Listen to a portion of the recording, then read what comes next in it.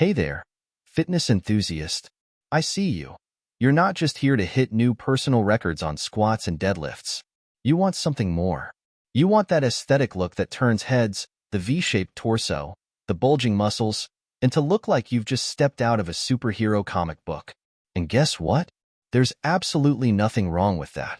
However, if you're a beginner just getting into fitness, you might have noticed that most advice out there pushes you towards low-volume strength routines. These routines, while great for building foundational strength, aren't exactly optimized for reaching your aesthetic goals. That's why you're here, right? You're looking for the blueprint to sculpt that picture-perfect physique. In this video, I'm going to give you exactly that, a detailed plan to achieve the aesthetic body you've been dreaming of. And this isn't just any plan. This routine, along with all the information I'm about to share, was carefully crafted with the help of an on-point fresh community member who holds a PhD in exercise science and coaches Division I athletes at a top-tier school. In other words, he knows his stuff. So, if you're serious about transforming your body, follow this video to AT. Avoid the temptation to program hop, and I guarantee you'll have the best physique of your life within a year. Ready? Let's dive in. Let's talk about why most beginner programs might not be the best fit if your primary goal is aesthetics. Most beginner fitness programs are built with a singular focus, making you stronger on a few key compound lifts, such as squats, deadlifts, and bench presses.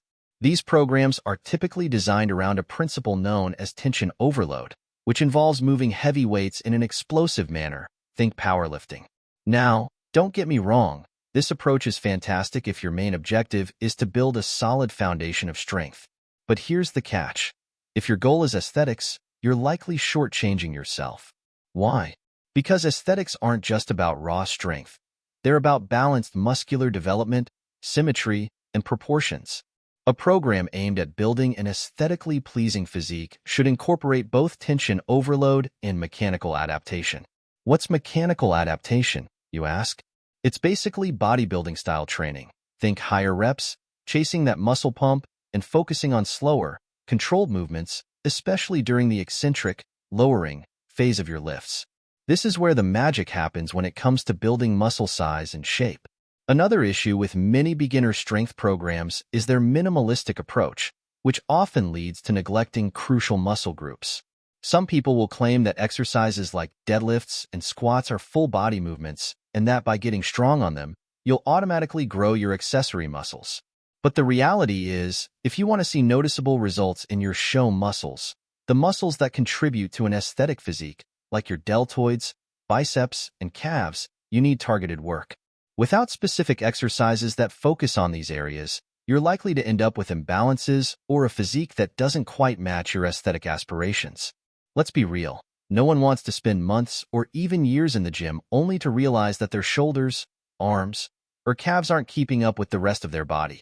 This is why a well-rounded program that includes targeted isolation work is crucial for aesthetics. Let's face it, a lot of beginner programs are just plain boring, especially if you're someone who craves that bodybuilder pump. These programs often lack the variety and intensity that makes training enjoyable. And at the end of the day, the best training routine is the one you're going to stick with long enough to see results. Think about it. If you dread going to the gym because your routine feels like a grind, how likely are you to stay consistent? Not very. On the other hand, a program that mixes in high-rep sets, isolation exercises, and focuses on muscle hypertrophy can be much more motivating. When you feel that pump, see your muscles swell, and leave the gym feeling like you've truly worked every inch of your body, it's a huge confidence booster. This is what keeps you coming back for more, week after week. Now, let's talk about one of the most debated exercises in the fitness world, the overhead press. Contrary to popular belief, the overhead press isn't the magic bullet for building massive shoulders. Sure, it's a compound movement that involves multiple muscle groups, but it primarily targets the anterior deltoid, the front of your shoulder.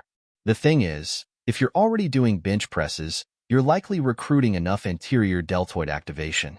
The overlap between these exercises means that the overhead press might not be as essential as some people make it out to be, especially if your goal is balanced shoulder development. That's why in this program, we've excluded the overhead press. Instead, we focus on exercises that target all three heads of the deltoid: anterior, lateral, and posterior, to ensure well-rounded shoulder growth. One of the most common complaints about many novice programs is the overemphasis on leg work.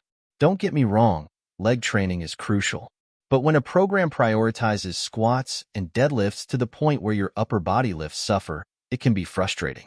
You've probably seen it before, guys who are progressing rapidly on squats and deadlifts but are stuck on their bench press or other upper body lifts. This happens because, in many programs, you're required to squat first. By the time you get to your upper body exercises, you're already fatigued, and those lifts become secondary in nature. In this program, we flip the script.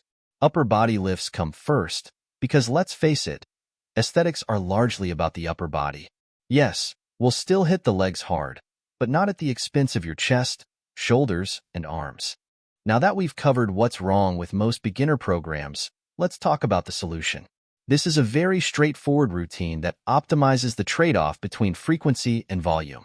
Programs like Starting Strength are great for frequency, but don't provide enough volume for muscle hypertrophy. On the other hand, traditional bro splits often have too much volume and not enough frequency. Our program strikes the right balance with a 4-day-a-week full-body progression. This means you'll be training each muscle group multiple times a week, but with enough volume in each session to stimulate muscle growth. It's the best of both worlds, a routine that's intense enough to build muscle but manageable enough to recover from. Here's how it works. For each exercise, you'll start at the bottom of the rep range and continue adding reps until you reach the maximum. Once you hit the top of the rep range, you'll increase the weight and start over at the bottom. Progression is key. If you're not getting stronger, you're probably not building muscle. This program ensures that you're constantly challenging your muscles, forcing them to adapt and grow. The workout schedule is structured as 4 days a week with 3 rest days. It's set up as Workout A, Workout B, rest, then repeat. So, you're training 2 days in a row, followed by a rest day. Some of you might be thinking, isn't 2 days in a row of full body training overkill? The short answer is no, especially for novices. Your body is more resilient than you think, and this amount of frequency and volume will be just fine.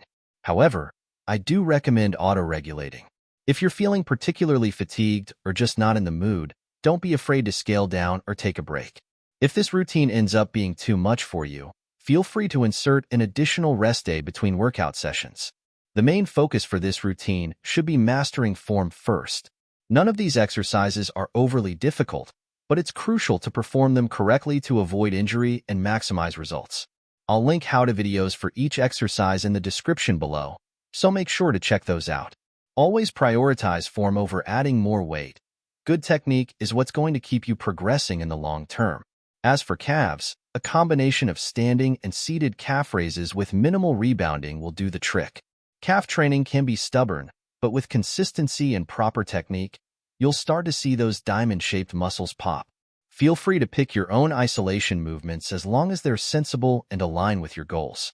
The first part of the workout focuses on tension-based exercises, so you'll want to move as much weight as you can, powerlifter style.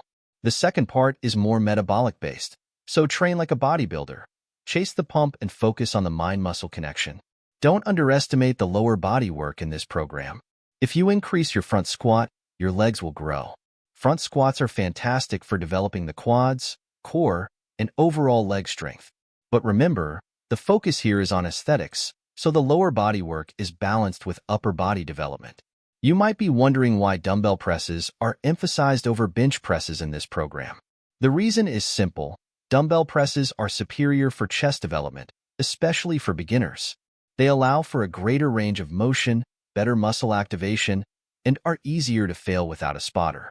Additionally, dumbbell presses help to address imbalances between the left and right sides of your body, which is crucial for maintaining symmetry and avoiding injuries down the line.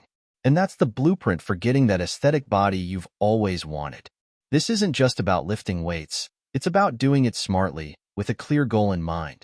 Stick with this routine, follow the tips, and most importantly, enjoy the process. Remember, the journey to an aesthetic physique isn't a sprint, it's a marathon. Be patient, stay consistent, and the results will come. Don't forget to subscribe for more content like this, and leave a comment below if you have any questions or want to share your progress. Thanks for watching, and I'll see you in the next video.